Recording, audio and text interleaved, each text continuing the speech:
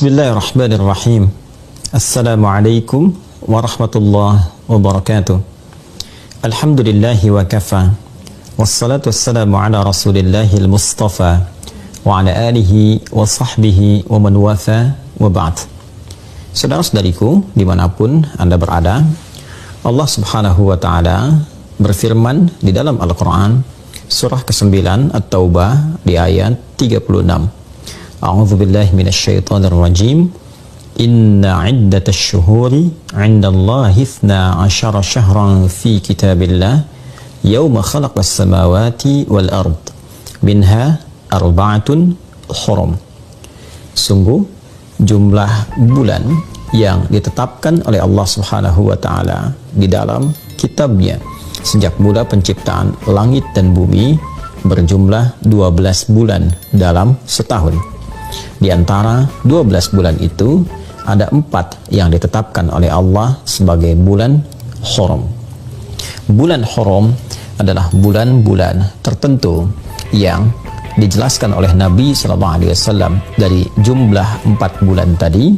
Dalam riwayat sahabat Ibnu Abbas radhiyallahu taala anhuma menyampaikan Nabi SAW menegaskan talata mutawaliyat, 3 dari 4 itu berurutan, yaitu Dzulqa'dah bulan ke-11, Dzulhijjah bulan ke-12, dan Al-Muharram bulan yang pertama. Sedangkan 1 dari 4 itu terpisah berada pada posisi yang ke-7, yaitu bulan Rajab. Rajab Mudhar ma baina Jumadah wa Sya'ban. Dan yang keempat adalah bulan Rajab yang terurut pada urutan bulan ke-7 dalam tahun Hijriyah yang diagungkan oleh suku Mudhar pada saat itu dan berada di antara bulan Jumada dan bulan Sya'ban. Saudara-saudariku, Rajab secara bahasa berarti sesuatu yang diagungkan, bermakna at-ta'zim, karena pada masa itu orang-orang jahiliyah pun, khususnya suku Mudhar yang menjaga keagungan di bulan Rajab ini, menjadikan penghormatan terhadap bulan ini begitu istimewa karena memang mengetahui turunan-turunan sejarah kemuliaan dari bulan ini yang termasuk dalam 4 bulan mulia ditegaskan dalam Al-Quran dengan nama Hurum. Bulan Hurum, bulan yang sangat dihormati, bulan yang terjaga dari segala nilai-nilai keburukan, bulan yang terjaga dari segala tindakan-tindakan kontraproduktif, perilaku-perilaku maksiat. Bahkan untuk menjaga kemuliaan bulan ini pun, sejahiliyah-jahiliyahnya umat di masa lalu, mereka tetap menghormati bulan ini dengan mengadakan perdamaian di antara suku-suku yang bertikai. Mereka sepakat tidak berselisih di bulan ini, tidak berperang di bulan ini, dan berusaha untuk mengevaluasi kegiatan-kegiatan sehingga melahirkan harmoni dalam konteks kehidupan sosial. Karena itu, Allah Subhanahu wa ta'ala memberikan keutamaan-keutamaan yang ditegaskan dalam Al-Quran, juga dijelaskan oleh Nabi SAW dalam tatanan-tatanan hadis beliau. Fala tazlimu fihinna anfusakum. Maka bila telah masuk di bulan-bulan mulia itu, Allah menegaskan pesan yang kuat kepada kita, jangan sampai kita berbuat zalim di bulan-bulan itu.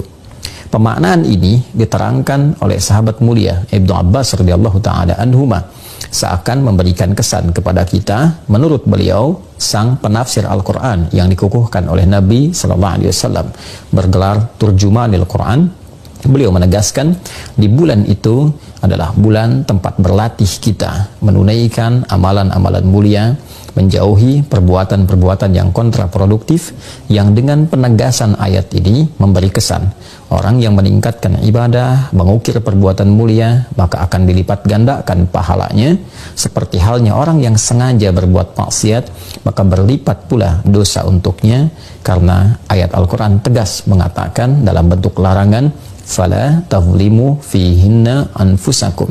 Jangan sekali-kali kalian berbuat zalim pada diri kalian di bulan-bulan yang dimaksudkan.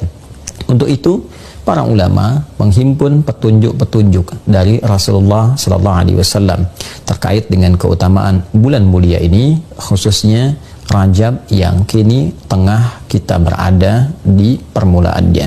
Di antara kemuliaan yang dimaksudkan, banyak iringan-iringan amal soleh yang mungkin kita bisa kerjakan. Karena ayatnya, hadisnya tidak merinci apa saja yang bisa dikerjakan, ini memberikan petunjuk yang umum untuk dilakukan. Maka para ulama memperkenankan kita untuk memperbanyak amal soleh, baik berupa ibadah ritual, tingkatkan sholatnya, dari mulai fardu, tingkatkan dengan tambah amalan sholat sunnahnya, sunnah yang melekat, yang mengiringi setiap sholat fardu dengan rawatib itu, pagi kah, siang kah, malam kah, atau juga ada duhanya, ada kemudian tahajudnya. Kita bisa berlatih untuk meningkatkan ibadah di waktu-waktu yang spesial ini, sehingga dengan itu berpeluang mendapatkan lipatan pahala. Pun demikian, kita mencoba juga meningkatkan amalan lewat harta. Misalnya, ada jalan melalui harta dengan bersedekah, dengan infak, atau dengan pengetahuan, share pengetahuan. Sekarang era media sosial, Anda membuat status share tentang isi hadis yang bermanfaat, ayat-ayat yang memotivasi, dan itu melahirkan pahala yang berlipat di bulan ini. Pada saat yang sama, kita mencoba untuk meninggalkan perbuatan-perbuatan yang dilarang, yang kontraproduktif, yang disebut dengan maksiat itu. Mari, sejak saat ini, berusaha untuk menanggalkan perbuatan-perbuatan negatif dari pikiran kita, dari pandangan kita, dari pendengaran, dari lisan, sampai ke ujung kaki. Maka bulan ini adalah bulan yang sangat spesial dan momentum terbaik untuk meninggalkan perbuatan-perbuatan terlarang. Hoax, hal-hal yang buruk, perselisihan, hendaknya disudahi, ditinggalkan, berubah menjadi lebih baik.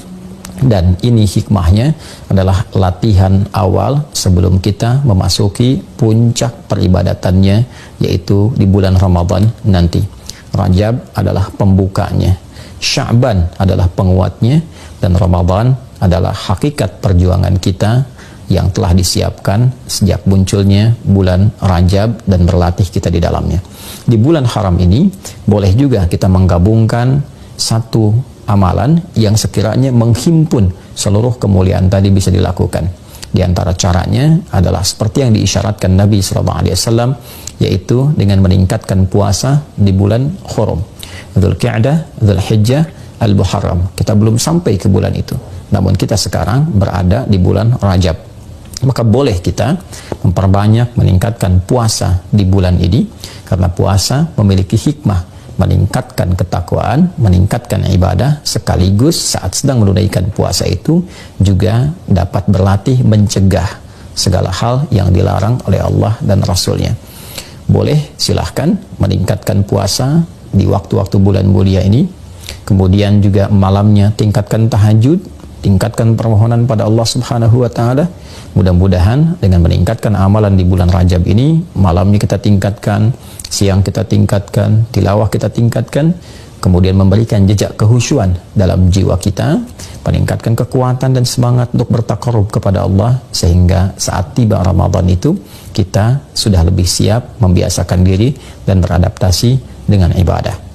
Memang ditemukan beberapa hadis-hadis yang kualitasnya sangat lemah, bahkan ada yang palsu terkait dengan keutamaan Rajab. Tapi bukan berarti amalan-amalan yang bisa kita kerjakan itu terlarang, sepanjang ada hadis-hadis yang sahihnya, sepanjang ada ayat-ayat yang memang mendorong kita untuk beramal. Karena itu bukan berarti karena ada hadis-hadis yang bermasalah malamnya kita tidak sholat. Silahkan bangkit, tunaikan tahajud, malam ini istimewa, Rajab dilipat gandakan pahala. Silahkan siangnya puasa, karena ada hadis-hadis terkait dengan keutamaan puasa di bulan Hurum.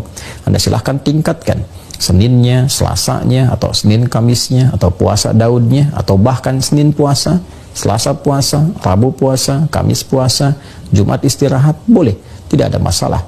Niatkan puasa di bulan Hurum, spesifiknya untuk di bulan Rajab, dan mudah-mudahan Allah Subhanahu wa Ta'ala memberikan segala janji yang telah ditegaskan dan menjauhkan kita dari segala perbuatan maksiat.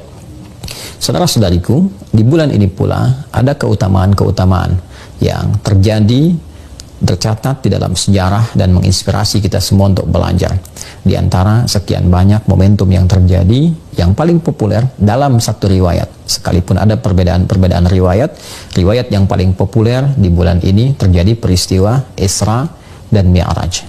Di bulan ini pula terdapat kemenangan Nabi SAW dalam perang Tabuk.